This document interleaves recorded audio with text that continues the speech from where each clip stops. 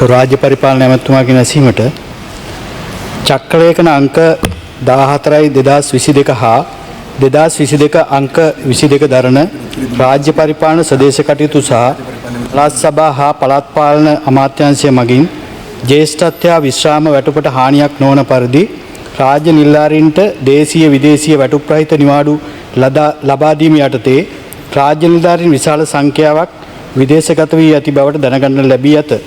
යම් නිලධාරියෙකු විදේශගත වීමට අදහස් කරන්නේ නම් ඊට මාස 3කට කලින් නිවාඩු ඉල්ලා සිටිය යුතු අතර ඒ අනුව නිවාඩු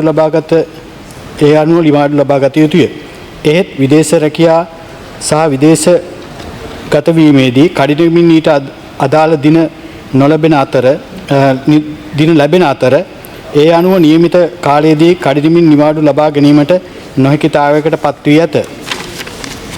ගරු මූලසනාරූඪ මන්ත්‍රීතුමනි, අපි දන්නවා 2022 වර්ෂයේ ඇති වූ දැඩි මූල්‍ය අර්බුදය නිසා රාජ්‍ය සේවකයන් ඇතුළු බොහෝ දෙනෙකුට දෛනිකව ජීවත් වීමට නොහැකි තත්ත්වයකට පත්වන්නට සිදු වුණි. ඒ නිසා බොහෝ දෙනා විදේශගත වීමට තීරණය කළ අතර ඉහත චක්‍රලේඛන අනුව රාජ්‍ය නිලධාරීන්ටද ඒ සඳහා අවස්ථාව සලසා දෙන ලදී. නමුත් ඔවුන් විදේශගත වීමේදී නිවාඩු ලබා ගැනීමේ ක්‍රමවේදයෙහි පවතින යම් යම් දුර්වලතා නිසා විදේශගත වීමට ප්‍රථම ඔවුන්ට නිවාඩු ලබා ගැනීමට නොහැකි විය.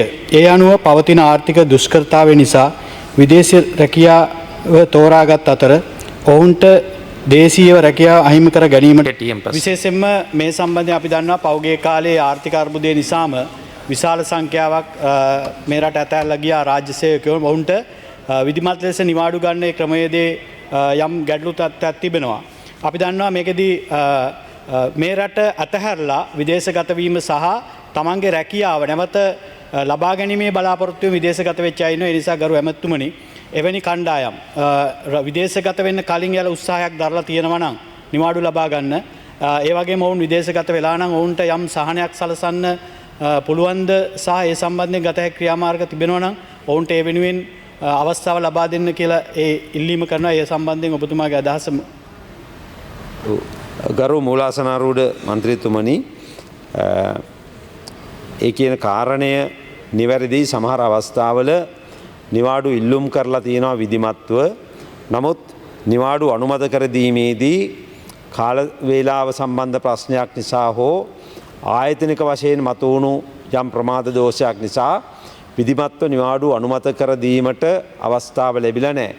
එහෙම අවස්ථාවල ඔවුන්ට කැඳවීමක් ලැබුණොත් ඒ කැඳවීම පිළි අරගෙන ඔවුන් විදේශගත වෙලා තියෙනවා. එකම කාරණය ඔවුන් විධිමත්ව නිවාඩු අනුමත කර නොගෙන විදේශගත වීම. නමුත් ඔවුන් ඉල්ලුම් කරලා තිබියදී අපේ ආයතනික ප්‍රමාදයක් නිසා හෝ කාලය සම්බන්ධ ප්‍රශ්නයක් නිසා නම් ඔවුන්ට විදේශගත වීමට සිද්ධ වුණේ නිවාඩු ලබා ගැනීමකින් තොරව ඒ පිළිබඳව සානුකම්පිතව සලකා බලා යම් සහනයක් සලස්සන්න පුළුවන්කම තියෙනවා. ඒ පිළිබඳව අපි අමාත්‍යාංශ මට්ටමින් කටයුතු කරලා ඒ සහනය ලබා දීමට කටයුතු කරන බව දැනුම් දෙන්න කැමැතියි.